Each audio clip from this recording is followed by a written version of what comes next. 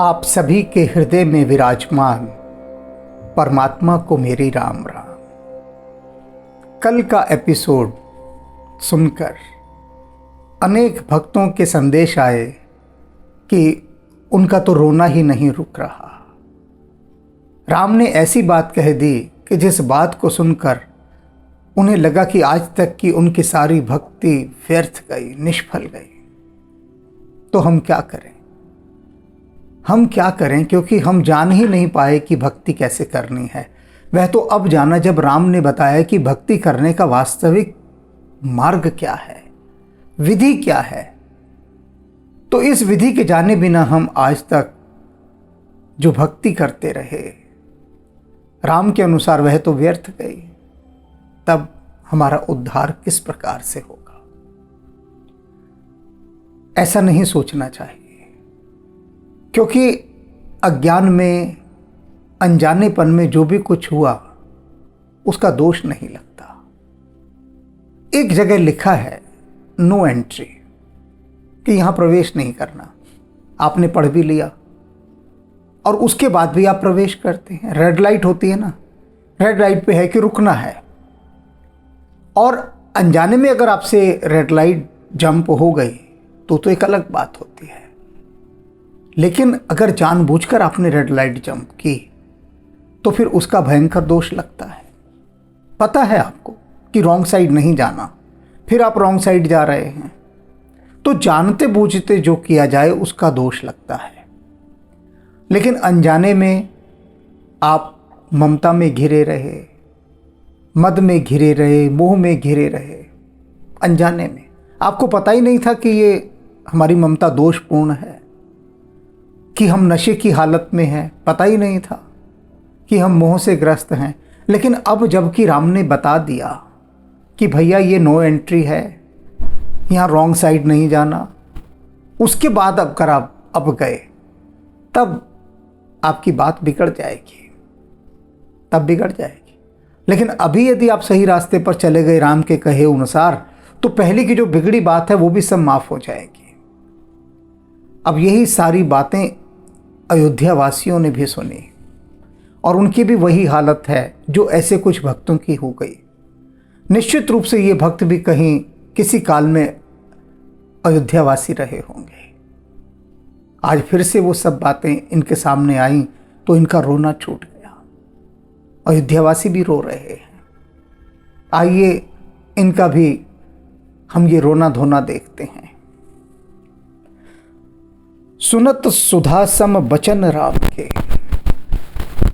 अमृत के समान राम के इन वचनों को जब समस्त अयोध्या वासियों ने सुना तो उनकी क्या हालत हो गई। गहे सबिन पद कृपा धाम के, सभी ने कृपा के धाम प्रभु श्री राम के चरणों को पकड़ लिया, गिर गए उनके चरणों में सभी। राम के ऐसे वचनों को सुनकर मन ही मन बहुत आत्मग्लानि से भरे होंगे कि हम कितने दोषपूर्ण होकर अब तक राम का नाम भजते रहे। हमें इन सब विकारों को त्याग कर राम का नाम, और तभी तो राम ने देखो ये सभा बुलाई। अगर ऐसा ना होता तो राम किसे समझा रहे थे वहां? अगर सभीयों ने ममता त्याग दी होती, मद त्याग दिया होता, मोह त्याग दिया होता, तो राम को क्या आवश्यकता थी इस सभा को आयोजित करने की? इसका अर्थ है कि राम कहीं ना कहीं ये देख रहे हैं कि इस उपदेश की, इस ज्ञान की, इस शिक्षा की आवश्यकता अयोध्या वासियों को है, जनमानस को है, सभी को है। वे नशे में भी हैं, ममता में भी हैं, मोह में भी हैं, लेकिन जान नहीं पा रहे। सरल चित्त हैं लेकिन फिर भी इन बीमारियों से ग्रस्त हैं।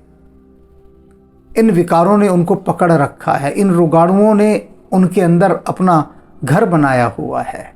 तो उनको पता होना चाहिए कि कौन कौन से रोगाणु उनके भीतर हैं। और राम ने उस ओर इशारा किया। इशारा क्या किया? साफ साफ बता दिया है। इशारा नहीं किया, बिल्कुल साफ बता दिया। अब उनको पता, सब दिखाई दे गया। अयोध्या वासियों को तो रोने लगे और प्रभु के चरणों में गिर गए सभी के सभी। क्या कहते हैं उनके चरणों में गिरकर, जननी जनक गुरु बंधु हमारे। अयोध्यावासी राम को कह रहे हैं कि आप हमारी जननी हैं। जननी माने जन्म देने वाली माँ। अब राम जननी कैसे हो गए? क्योंकि जो भी देहधारी हैं, अब जिसको भी मनुष्य के रूप में जन्म मिला तो वो राम की कृपा से मिला। योग्यता तो ना थी मिलता, लेकिन राम की कृपा दृष्टि पड़ गई। राम ने कहा चलो जाओ इनको मनुष्य का जन्म दे दो। तो ये जो हमें जन्म मिला है ना, ये मत समझिएगा कि हमारी माँ ने हमें जन्म दिया है। हमारी माँ को भी तो किसी ने जन्म दिया। तो इन सबको जन्म देने वाला कौन है? राम। तो सबकी जननी तो राम ही है। क्या कह रहे हैं अयोध्यावासी राम से कि आप हमारी माँ हैं, जनक आप ही हमारे पिता हैं, गुरु और गुरु भी आप ही हैं। राम उपदेश कर रहे हैं ना इस समय, तो आप ही हमारे गुरु हैं, बंधु हमारे और मित्र भी हमारे आप ही हैं।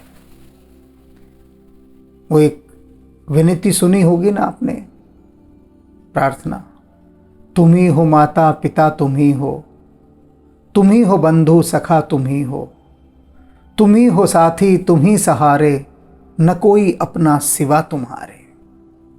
वो प्रार्थना यहीं से बनी है कि राम जी जगत के जितने संबंध हैं, जितने भी संबंध पास के या दूर के, वे सब आप ही हैं, अन्य कोई नहीं है। सब कुछ आप ही हैं। हमारे गुरु भी, माता पिता भी, मित्र भी, बंधु बांधव भी, सब कुछ आप ही हैं हमारे। ये अयोध्यावासी राम के चरणों में गिरकर उनसे कह रहे हैं, कृपा निधान प्राण ते प्यारे।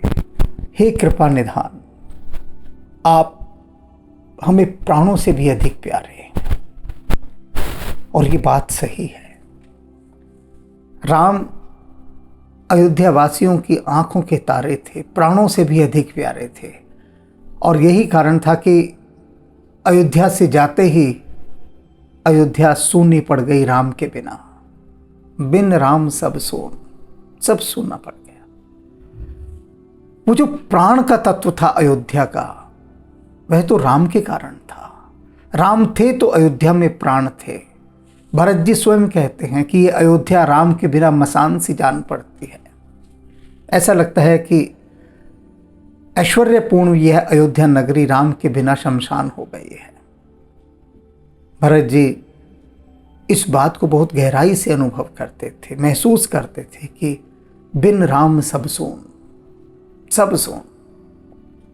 और अयोध्यावासी कह रहे हैं कि राम आप हमारे लिए प्राणों से भी अधिक प्यारे हैं। तन धन धाम राम हितकार। ये जो हमारा शरीर है ना, तन, ये आप ही का दिया हुआ है। कैसे दिया हुआ है इसे समझो। प्रत्येक इस व्याख्यान के आरंभ में मैं आप सभी से कहता हूं कि आप सभी के हृदय में विराजमान परमात्मा को मेरी राम राम। मैं आपको थोड़ी ना राम राम करता हूं, मैं तो उस राम को राम राम करता हूं जो आपके हृदय में विराजमान है। और प्रत्येक प्राणी के हृदय में राम ही विराजमान है। तभी तो ये कह रहे हैं कि तन, ये तन जो है हमारा, हे राम ये आप ही का दिया हुआ है। क्योंकि जब तक राम हृदय में विराजमान है तब तक ही ये धड़कता है। जिस दिन राम कहते हैं कि चलो थोड़ा बाहर टहल आएं, और राम जैसे ही बाहर निकलते हैं हृदय से, तो बस सब कुछ थम जाता है, कुछ नहीं रहता। फिर सब कुछ शांत, जैसे कि पीछे से पावर ऑफ कर दी जाए और लाइट ऑफ। तो राम है हृदय में, तभी तक यह शरीर है, तभी तक। इसीलिए राम को ही राम राम है और किसी को नहीं। हम जब कहते हैं नमस्कार, तो नमस्कार का क्या मतलब होता है? कि मैं झुक रहा हूं, झुक रहा हूं उस आकार के आगे जिसके भीतर तू विराजा हुआ है। नमस्कार, मैं उस आकार को नमस्कार कर रहा हूं जो तेरा बनाया हुआ है और जिसके अंदर तू रह रहा है। यह है नमस्कार का मतलब। जब भी हम किसी को कहते हैं ना नमस्कार, नमस्ते, नमस्ते और नमस्कार एक ही चीज़ है। अर्थात नमस्ते माने मैं उसके आगे झुक रहा हूँ, किसी इंसान के आगे नहीं, मैं उसके आगे, उसको नमस्कार कर रहा हूँ, उस आकार को। तो ये जो तन है, अयोध्यावासी कह रहे हैं कि हे राम, ये तन आपका ही दिया हुआ है, आप ही का है, आप ही के कारण ये तन चल रहा है। धन और जितना भी धन है, कौन दे रहा है धन? राम ही तो दे रहे हैं। कुछ लोग कहते हैं कि हमने अपनी बुद्धिमानी से इतना कमाया, अपनी मेहनत से कमाया, अपनी तिगड़मबाजी जुगाड़बाजी से कमाया। ठीक है, बुद्धि से कमाया, पर बुद्धि किसने दी? राम ने दी। क्योंकि ये शरीर ही जब राम का दिया है, तो शरीर के अंदर जो भी कुछ आ गया वो सब राम का ही तो दिया हुआ आ गया ना। तो ये जो धन भी दिया, किसने दिया? राम ने दिया। अगर किसी को बहुत उच्च पद मिला तो किसके कारण मिला? राम के कारण मिला, राम की अनुकंपा से मिला, उनके अनुग्रह से मिला। तो सब कुछ राम ही का तो दिया हुआ हो गया। धाम और ये जो घर मिला, धाम के दो मतलब हैं। एक तो वो घर जिसमें आप रह रहे हैं, चाहे वो झोपड़ी हो, छोटा सा फ्लैट हो, बड़ी कोठी हो, फार्म हाउस हो या महल हो, कोई भी घर हो जिसमें आप रह रहे हैं, वो सब राम का ही दिया हुआ है। और दूसरा धाम क्या? ये जो आत्मा है, ये आत्मा यात्री है। अब ये एक शरीर धारण करती है। अब वो जो शरीर धारण किया वो घर है। अब वो जो घर दिया, वो धाम, वो भी राम का दिया हुआ है। आत्मा को एक ओढ़नी दे दी कि जा थोड़े दिन ओढ़ ले इसे, और आत्मा उस ओढ़नी को ओढ़कर बहुत कुछ अनुभव करती है। फिर बिना ओढ़ने के वे कुछ अनुभव नहीं करती, बिल्कुल शांत है। अब ओढ़नी ओढ़कर खूब नाचती है, और नाचते नाचते वो देह जो है अहंकार में भर जाती है, नाचने वाली देह। क्योंकि देह तो माया से ग्रसित हो जाती है ना, माया तत्काल देह को पकड़ लेती है, एकदम इन्फेक्शन हो जाता है माया का। और होते ही क्या होता है? बस भटक जाता है जीवात्मा। लेकिन यहाँ अयोध्यावासी जाग गए हैं। वे कह रहे हैं कि ये जो धन है, तन है, घर है, सब कुछ राम आपका ही दिया हुआ है।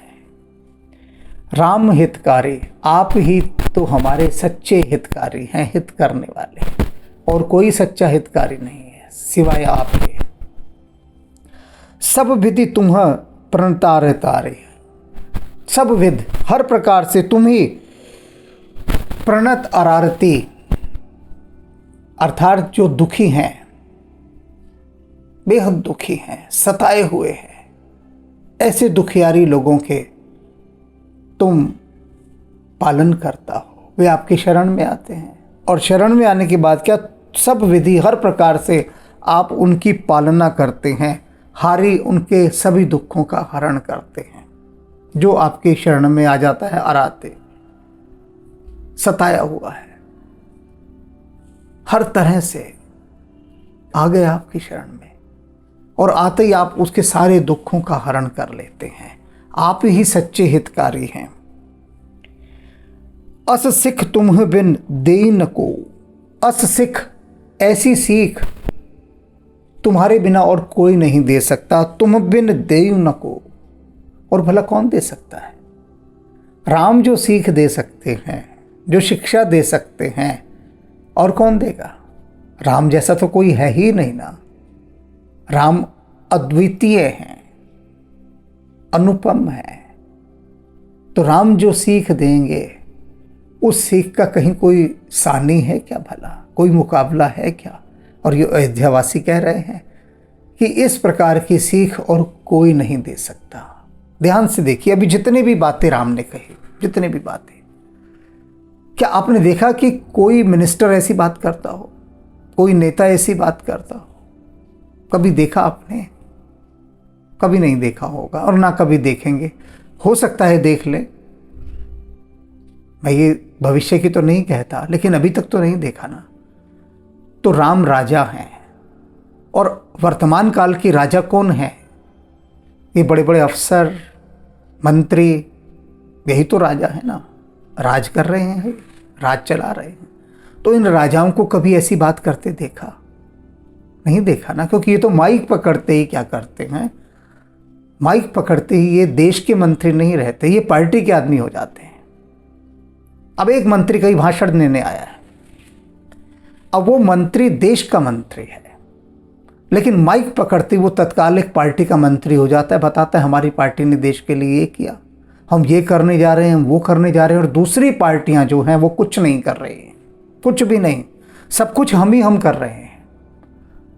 अब वो वहां पर पार्टी का नेता होकर बात करता है, राष्ट्र का प्रतिनिधि होकर बात नहीं करता। तो इन मंत्रियों को ये बातें कौन सिखाएगा? हमारे जैसा आदमी सिखाएगा? तो हमारे जैसा आदमी तो बैठा है एक किनारे पर, हाशिए पर, उससे तो मंत्री दूर रहेंगे, क्योंकि हम तो ना उसकी चापलूसी करेंगे ना उसके अहंकार का पोषण करेंगे। तो उन्हें शिक्षा कौन देगा? कौन शिक्षा देगा? कौन शिक्षित करेगा? जो भी इस प्रकार के मंत्रियों के पास जाता है वो तो उनकी जय जयकार करने जाता है, गुणगान करने जाता है, उनके अहंकार को बढ़ाने जाता है। तो ये जो मंत्रीगण हैं ये हम जैसे लोगों से बहुत दूर रहते हैं, बहुत ही दूर, कोसों दूर। क्यों दूर रहते हैं? क्योंकि इन्हें लगता है कि, और मेरे साथ जीवन में बहुत बार होता है, कई बड़े बड़े पदाधिकारी मेरे पास आए तो उनके उन मनोविकारों के चलते मैं उनके प्रति कठोर हो जाता हूँ। तो तब उनको लगता है कि हमारे अंडर तो हजारों लोग काम कर रहे हैं, सब हमारी जय जयकार करते हैं और ये हमारे प्रति कठोर हो जाते हैं, हमें डांट देते हैं। तो उनका अहंकार तो बर्दाश्त नहीं करता, तो वो फिर अपने आप ही मुझसे दूरी बना लेते हैं कि नहीं, इसके पास नहीं जाना, क्योंकि इसके पास जाने से तो हमारे अहंकार को तकलीफ पैदा हो जाती है, वो मुश्किल में पड़ जाता है, और वो मुश्किल में पड़ता है तो हमें बेचैनी होती है। तो राम जो सीख दे रहे हैं वह सीख अन्य कोई दे ही नहीं सकता, कोई भी नहीं दे सकता, क्योंकि राम के गुरु रहे हैं वशिष्ठ जी, विश्वामित्र के संग राम रहे हैं, अगस्त्य ऋषि के साथ रहे हैं। तो इस प्रकार के तथाकथित जिन मंत्रियों नेताओं की बात मैंने की, भला वो किसके साथ रहे हैं? सवाल ये है कि यदि कोई मंत्री किसी दिव्यात्मा का संग करता है तो उसका रूपांतरण हो जाता है, फिर वह देवता के समान होता है। तब देने का जिसके अंदर भाव होता है, राम यहां दे ही रहे हैं ना, लगातार शिक्षा दे रहे हैं, और जब राम ऐसी सीख दे रहे हैं तो जो राज चलता है उसे रामराज कहते हैं, जिस रामराज के अंदर हृदयों में पवित्रता और सात्विकता होती है, कोई ममता नहीं होती, कोई मोह नहीं होता, कोई नशा नहीं होता। और राम इन बीमारियों का इलाज कर रहे हैं, खुद उपचार कर रहे हैं, चिकित्सा कर रहे हैं। राम से बड़ा चिकित्सक कोई नहीं, इसीलिए तो राम इनको ये अपनी औषधि दे रहे हैं, रामबाण औषधि। और इसीलिए अयोध्यावासी कह रहे हैं कि आप जैसा हितकारी कोई भी नहीं है। मात पिता स्वार्थ रत ओ, क्या कहते हैं अयोध्यावासी की माता पिता और बंधु बांधव जितने भी सब हैं, वे सब जो हमारे हितैषी हैं, वे सब भी किसी न किसी स्वार्थ के वशीभूत होकर हमारे हितैषी हैं। बहुत कड़वी सच्चाई अयोध्यावासियों ने कही है इस समय कि माता पिता अपने बच्चे का पालन पोषण करते हैं, उसकी सेवा करते हैं, उसे पढ़ाते हैं, लिखाते हैं, सब कुछ करते हैं, उसकी सुरक्षा का ध्यान रखते हैं, हर मुसीबत से बचाते हैं। क्यों? अपने स्वार्थ के कारण। किसी दूसरे के बच्चे को तो नहीं बचाते, वो अपने को ही बचाते हैं ना। क्यों? उसके साथ ममता जुड़ी है, मोह जुड़ा है। बच्चा उच्च पद पर चला गया तो नशा भी होता है। तो ये जो भी कुछ कर रहे हैं बच्चों के लिए अपने स्वार्थ के कारण, क्योंकि इनका बच्चा यदि कल को समर्थ होगा, बड़ा होगा, तो इनको लाभ होगा, इनको सुख सुविधा देगा, घर के बाकी सदस्यों का भला होगा। तो ये बहुत गहरा सूक्ष्म स्वार्थ है जो भीतर छिपाई होता है। अयोध्यावासियों ने कह दिया कि माता पिता इत्यादि बंधु बांधव सब हमारे शुभ चिंतक होते हैं, हितैषी होते हैं, लेकिन उनके पीछे भी स्वार्थ की भावना होती है। और ये स्वार्थ कोई बुरा नहीं है अगर ये ऐसा स्वार्थ होता है, क्योंकि ये स्वार्थ है तभी तो संसार चल रहा है, नहीं तो संसार चलेगा ही क्यों, नहीं तो कोई किसी का करेगा ही क्यों। और जब कोई किसी का करेगा नहीं तो संसार सुचारू रूप से नहीं चल सकता, अस्त व्यस्त अव्यवस्थित होकर चलेगा। जो माता पिता बच्चे की इतनी पालना करते हैं, जिस ममता से करते हैं, मोह से करते हैं, उसी के कारण तो ये संसार चल रहा है। लेकिन इसके बीच भी राम एक गहरी बात कर रहे हैं कि उन ममता मोह से लिप्त नहीं होना है। वो सिर्फ उतना ही हो जितना प्रेम के अंतर्गत आता हो, मोह के अंतर्गत नहीं आता हो। तो ये सारी चीजें सहायक हैं, लेकिन तब तक जब तक कि हम उन्हें एक सीमा के भीतर करते, जब तक कि उन्हें हम अपना रोग नहीं बनने देते। ये हमारी ममता, ये हमारा मोह, ये हमारा मद यदि हमारा रोग बन जाए ना, तब ये हानिकारक है। अब भोजन तो सब करेंगे ही ना, अब भोजन यदि हमारा व्यसन बन जाए, रोग बन जाए, तब तो वो हानिकारक है ना। अब एक आदमी सोचे कि मैं भोजन बहुत ज़्यादा करूं, बहुत ज़्यादा करूं, बहुत ज़्यादा करूं, तो वो क्या होगा? वो भोजन उसके लिए विष बन जाएगा। यही बात राम समझा रहे हैं और समझ में आ गई अयोध्या वासियों को। वो कह रहे हैं कि आपका तो बिल्कुल भी कोई स्वार्थ नहीं है, कोई स्वार्थ। अब आप जो हमें इतना उपदेश ये कर रहे हैं, शिक्षा दे रहे हैं, हमारे आत्म जागरण को, हमारी आत्मा को शुद्धता की ओर ले जा रहे हैं, इसमें आपका क्या फायदा? आपका तो कोई फायदा नहीं। तो आप बिल्कुल निस्वार्थ होकर, निष्काम होकर आप हित करते हैं। इसके पीछे आपका अपना कोई स्वार्थ नहीं होता। अन्यथा संसार में अगर कोई भी आपका किसी प्रकार का भला भी कर रहा है ना, तो किसी न किसी स्वार्थ से प्रेरित होकर करता है, निस्वार्थ होकर नहीं कर पाता। तो हे राम, आप निस्वार्थ होकर, केवल प्रेम के वशीभूत होकर अयाचित कृपा करते हैं, अयाचित कृपा। अब ये कृपा के लिए याचना थोड़ी ना की थी अयोध्या वासियों ने कि हमें बुलाइए और हमें कुछ उपदेश दीजिए। सब मस्त थे अपना खान पान में, जिंदगी सबकी ठीक ठाक चल रही थी। राम ने सबको एक नोटिस भिजवा दिया सभी को कि भैया आ जाओ, जरा एक मीटिंग लेनी है सभी की, आओ जरा सभी। तो सबको बुलवाया, सबको समझा रहे। तो देश का चरित्र तभी बनता है कि जब राजा प्रजा को ऐसे उपदेश करता है। भगवान कृष्ण कहते हैं ना अर्जुन से, ये अर्जुन, ये जो जनमानस है ना, ये जो प्रजा है, ये श्रेष्ठ लोगों का आचरण करती है, बड़े लोगों का, यानी सेलिब्रिटीज का, कि जैसे सेलिब्रिटीज करेंगे वैसी बाकी दुनिया करेगी। कोई भी फैशन चलता है तो किससे चलता है? सेलिब्रिटीज जो पहनते हैं उनको देखकर ही फैशन चलता है, बड़े लोग। तो भगवान कृष्ण यही कहते हैं कि श्रेष्ठ जन जैसा आचरण करते हैं, उसी आचरण को और उसी को देखकर कहा गया यथा राजा तथा प्रजा। तो राम जैसे राजा जब हैं तो प्रजा क्यों ना सर्वोत्कृष्ट होगी। तो अयोध्या की प्रजा अद्वितीय है। राम राम।